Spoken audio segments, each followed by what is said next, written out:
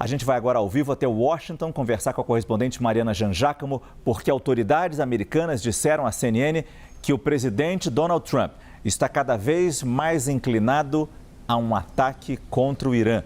Mariana Jangiacomo, boa noite. Ainda há algum espaço para via diplomática? A expectativa que nós temos é que Trump possa fazer um pronunciamento a qualquer momento, é isso? Oi, Márcio, boa noite a todos. Márcio, existe espaço sim, mas esse espaço parece ser cada vez menor pelas mensagens de Donald Trump ao Irã, mensagens com um tom cada vez mais duro, mas que ainda deixam espaço para as negociações. Mensagens com um tom intencionalmente ambíguo, Márcio, de quem ainda não decidiu exatamente o que vai fazer, como vai conduzir essa situação, que é o caso de Donald Trump. Hoje foi um dia longo aqui na Casa Branca. Donald Trump chegou aqui por volta das 6 horas da manhã, depois de sair às pressas da cúpula do G7 no Canadá, se reuniu com o gabinete de segurança da Casa Branca na Situation Room, que é a sala de crise, onde existe todo o monitoramento de situações como essa, como esse conflito entre Irã e Israel. Foi uma reunião de pouco mais de 1 hora e a gente não sabe exatamente o que ficou decidido ali. Por isso, a expectativa de um pronunciamento de Donald Trump. Mas, Márcio, agora há pouco, a assessoria de imprensa aqui da Casa Branca disse que o dia de compromissos oficiais acabou, ou seja, a gente não deve ouvir de Donald Trump, pelo menos por agora. E a gente não sabe, como eu disse, exatamente o que foi discutido nessa reunião. E a expectativa era muito grande. Eu presenciei aqui toda a tensão, o clima de tensão aqui na Casa Branca, porque essa reunião era vista como potencialmente decisiva. Uma reunião de Trump com o vice-presidente J.D. Vance, com integrantes do gabinete de segurança do governo, justamente para decidir se os Estados Unidos vão continuar tentando um acordo nuclear com o Irã, como Trump vinha tentando, ou se vão abandonar as vias diplomáticas e vão partir para um ataque de fato, para um envolvimento maior, direto nesse conflito. E como você disse, Márcio, autoridades disseram à CNN, autoridades aqui do governo americano, que essa possibilidade está sendo cada vez mais considerada por Donald Trump. É uma questão que divide opiniões no governo e divide opiniões no Partido Republicano. A gente lembra que Donald Trump foi eleito com a promessa de tirar os Estados Unidos de guerras.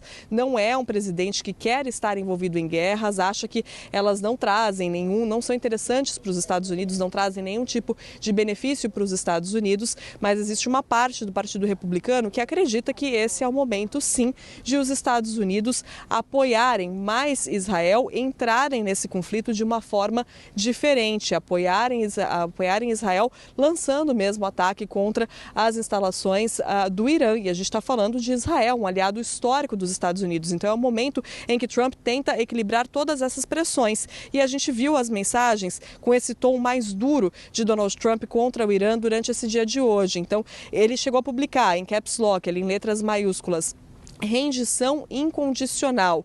Chegou a dizer também que o governo americano sabe onde o líder supremo do Irã, o Ayatollah Ali Khamenei, está escondido. Chamou o Ayatollah de um alvo fácil. Disse que, por hora, o governo americano não vai matá-lo, não vai eliminá-lo. Mas disse também que quer que o Irã não lance disparos, não lance mísseis contra civis nem contra soldados americanos. Então, observe só, né, Márcio? Como eu disse, esse tipo de mensagem ambígua, um tipo de mensagem com ameaça que realmente vai ao encontro do que disseram essas autoridades do governo americano, de que a Trump está considerando cada vez mais a possibilidade desse envolvimento maior, direto, de um ataque americano contra o Irã, mas ao mesmo tempo deixa o espaço para negociações. Não são mensagens diretas e até agora a gente não teve, por exemplo, um comunicado da Casa Branca dizendo o que foi discutido nessa reunião, o que foi decidido. A gente acompanhou aqui, eu vi a saída do vice-presidente J.D. Vance, dos outros integrantes do gabinete de segurança que saíram aqui sem falar com a imprensa, ignoraram os repórteres gritando perguntas, tirando fotos, enfim,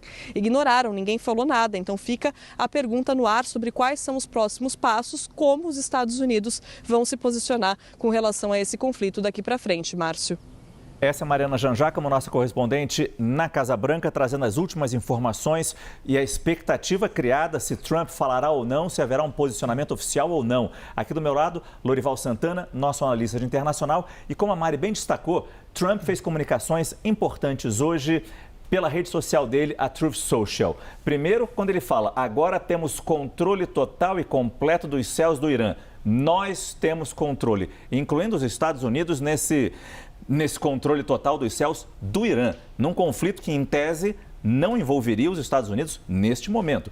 E a outra frase muito forte, Lorival, sabemos exatamente onde o chamado líder supremo está se escondendo, é um alvo fácil, mas está seguro lá. Não vamos eliminá-lo, matar, pelo menos não por enquanto. Eu queria ter a sua análise desse tom usado, se a gente já consegue, através desse tom, prever o posicionamento americano, talvez amanhã ou talvez nas próximas horas, em relação a esse conflito. Boa noite, Lorival. Boa noite. Quem já trabalhou com o Donald Trump conta que ele toma decisões a partir do sucesso ou do fracasso. Então, ele não se compromete com algo antes dos resultados. Ele sempre mantém uma posição ambivalente. A apuração acerca de como foi a conversa entre Netanyahu e Trump quando Netanyahu comunicou que ia atacar o Irã, a resposta do Trump teria sido a seguinte: você não vai atacar, mas você não pode atacar, mas você vai atacar, né? Então, se fosse um desastre a operação israelense, ele diria: eu falei para o Netanyahu não fazer isso, eu não apoiei. Ele considera que está sendo um sucesso a operação israelense. Então, ele está com vontade de embarcar. E o Netanyahu sabe tudo isso que eu acabei de dizer. Eles se conhecem há muitos anos. Então, o Netanyahu trabalha essas emoções do Donald Trump. Ele está com desejo de entrar, de ter uma guerra, para chamar, né, de sua, para ser um presidente de guerra, a war president. Por outro lado, ele tem um fantasma do Iraque. Aliás, todos os americanos têm um fantasma do Iraque. 2 trilhões de dólares, 2.420 soldados americanos mortos. E nenhuma arma de destruição em massa descoberta. Esse é um ponto fundamental. Naquele momento, em 2003, o governo de George Bush queria ser um war president, queria atacar. E aí houve uma distorção do material de inteligência sobre a existência de armas de destruição maciça. Isso já foi muito estudado, eu e muitas outras pessoas já estudamos. Então, o material não sustentava a tese de que Saddam tinha, mas foi convertido em algo que pudesse provar isso. A Tulsi Gabbard, que é a diretora nacional de inteligência, escolhida pelo Trump, super aliada do Trump, em março fez um depoimento no Congresso dizendo o Irã ainda não está tentando ter uma bomba nuclear e quando ele começar a tentar vai levar 3 anos. Hoje, aliás, ontem, quando ele estava voando no Air Force One do Canadá para Washington para tomar uma decisão muito importante, perguntaram para ele sobre essa avaliação dela. E ele respondeu assim: I don't care what she said. Eu não me importo com o que ela diz, a diretora nacional de inteligência.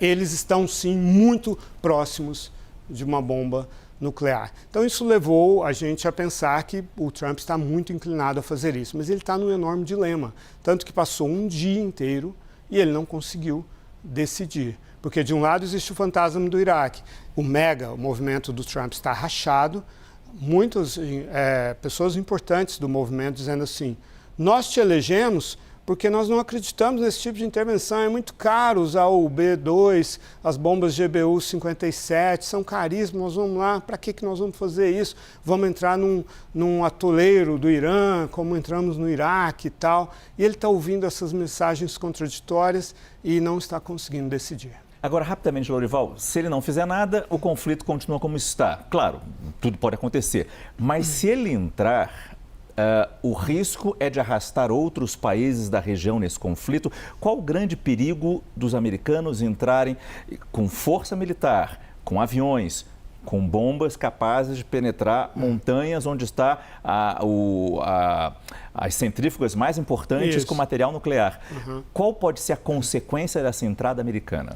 O papel da entrada americana seria para destruir as instalações de Fordow, que só as bombas que eu mencionei são capazes de fazer isso, e só o bombardeio B-2. A gente vai detalhar daqui a pouco até no mapa como é esse complexo nuclear iraniano e por que é impenetrável neste momento para as forças israelenses. Desculpa. Isso. Por outro lado, a gente conhece o comportamento iraniano e sabe que, então, as tropas americanas que estão na região ficarão vulneráveis a ataques. Serão alvos. Aí, o próximo passo é, hipótese minha, né? Sim, o Irã ataca, mata soldados americanos em algum lugar do Oriente Médio.